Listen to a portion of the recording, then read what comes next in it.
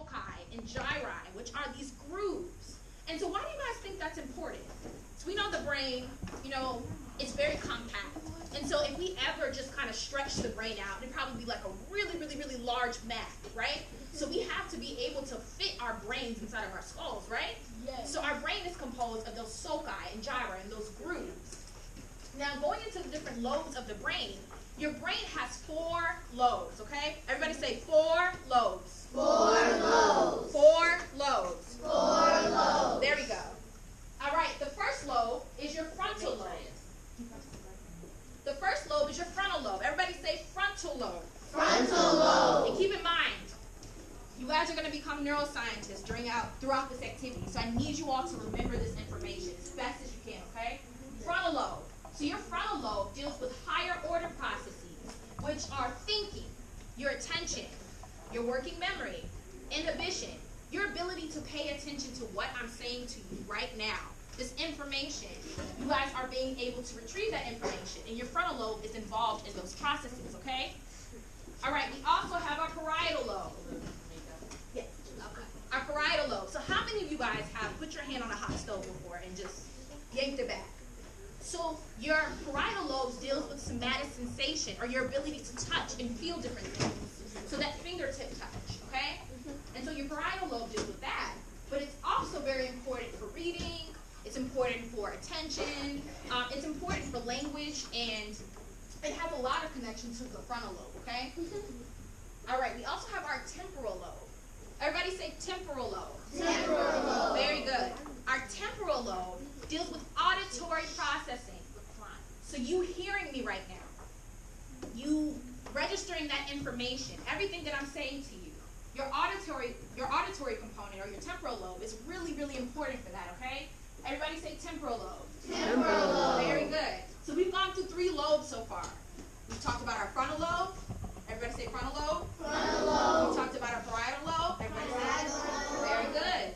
And we've talked about our temporal lobe. Temporal lobe. Very good. But we have one more, right? Yes. We have our occipital lobe. Occipital lobe. And our occipital lobe is important for vision, right? So your brain, the way that your vision works is that you have this nerve that crosses over like this. So your right side or your left side goes to your right, and your right side goes to your left. And so that nerve has like a cross in a way. And then it's connected to your eye sockets or your eyeballs. And so your occipital lobe is important for vision. Everybody say vision. Vision. What is the occipital lobe important for? Vision. Very good, okay? So we have 4 lobes. I want somebody to say them for me. One volunteer.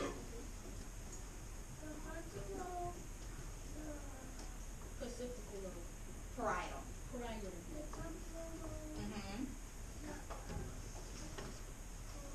Occipital lobe. Very good. And so, just as a quiz, because we talked about this already, what's this structure right here? Yes. Little brain. The little brain. And what is the little brain called? It is called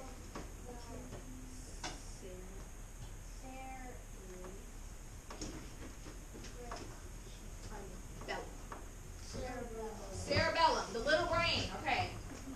All right, so we have 2 hemispheres of the brain. So we know there's 4 lobes, right? Yes. But we have 2 hemispheres. So we have the right hemisphere And the left hemisphere. and the left hemisphere. Very good. And so what's important to know is that those 2 hemispheres are connected by a thing called the anterior commissure. Everybody say that. Anterior commissure. And you can kind of see that right here. It's kind of like a horse shape in a way. It's like a loop. And so that anterior commissure connects the 2 parts of your brain in order for it to communicate effectively, okay? And so your right hemisphere deals with more creative activities, your imagination, all of those different types of things. However, your left hemisphere is really important for language, your logic. All of that is very important, and those 2 hemispheres are communicating constantly. So we're going to do a quick quiz, okay?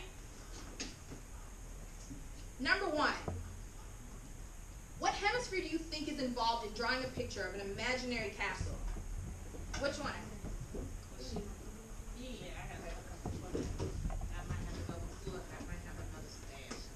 All right. What hemisphere is involved in drawing a picture of an imaginary castle?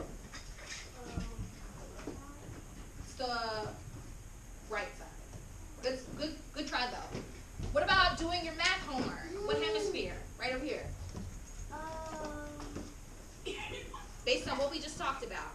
The right side? It's the left side. So the left side is more of the logic, the reasoning, the mathematics skills, the language abilities, okay?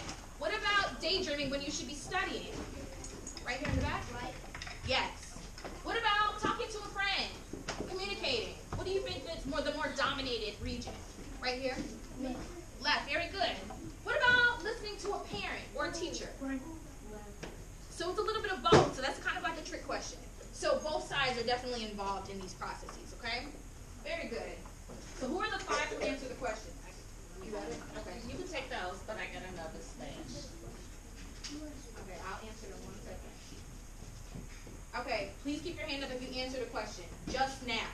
5 of you guys should have your hands up. 1, you answered the question? Just now? Yeah, you answered the question, right? Oh, yes. Yeah. Yes.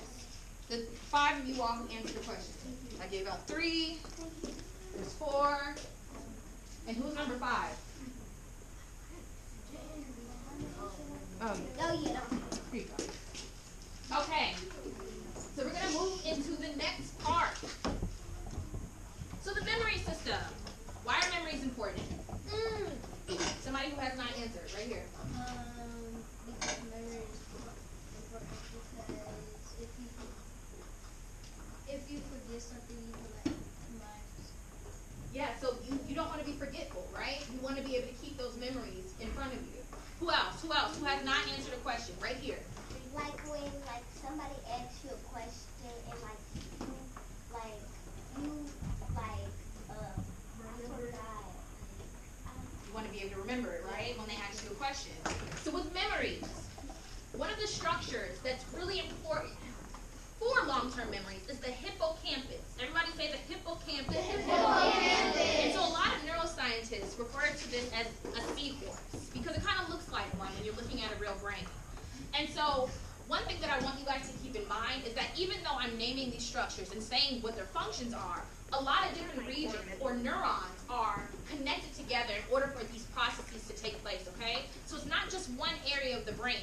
That particular area of the brain might have a specific function, but it's connected to different places for you to be able to carry out those activities, okay? Does that make sense? Yes. Okay, how about you? What'd you say? I was gonna say something when you asked about memory. Yeah, go for it. I was saying if you memorize things, you can know that. Yeah, so you'll have working memory. So your hippocampus is the storage of long-term memories, okay? Now your striatum. So your striatum is composed of the putamen, the caudate nucleus, and all of those regions are important for motor skills. So who plays the piano? Who plays an instrument? Maybe it be the saxophone, a wood instrument, a flute. Who plays basketball, or just writing your name, or just anything that you do. Those behaviors or those motor activities, you're able to remember those activities because of your striatum, okay? Your striatum is important for motor activities. So me even moving my hands right now, without even consciously knowing that I'm doing that. You know, your striatum is important for those activities, okay? Everybody say striatum. Striatum. And what is it important for? One person. It is important for your memories and to know you're not you probably don't remember something you're moving your head, but you really don't. Yeah, your motor skills. You'll be able to, that motor memory, okay? Remembering how to write your name or be able to do something. Yes. Oh, and it's like a kind of like a habit, like you do it all the time. Mhm. And then you remember it. Yep. Sometimes you unconsciously do things. These motor activities that you unconsciously do, they're important. All right. So continuing with memory. We also have our prefrontal lobe. Everybody say that. Prefrontal lobe. And that's within what lobe of the brain? Your front. Who said that? Me. Who said frontal lobe? Right here? Very good. Very good. Okay. So your prefrontal cortex is important for executive functions. And what those are these abilities or behaviors that are necessary for you to carry out certain tasks throughout the day. So being at school right now, paying attention, you're using executive functions. Your ability to remember the information that I'm saying, your working memory, those are executive functions. Inhibition, the fact that you're not staring at the window right now and you're paying attention to what I'm saying is executive functions. These are really important behaviors. So your prefrontal lobe, right here, is important for those behaviors, okay? Prefrontal lobe. But we also have the amygdala. And this is a subcortical structure on the inside of the brain that's usually found in this area that deals with fear response. So how many of you guys have watched scary movies or been to a haunted house or scared of spiders or have a phobia? How many of you guys have a phobia? I'm afraid of spiders. I don't. Phobias are fears, okay? I don't like, you might not like heights.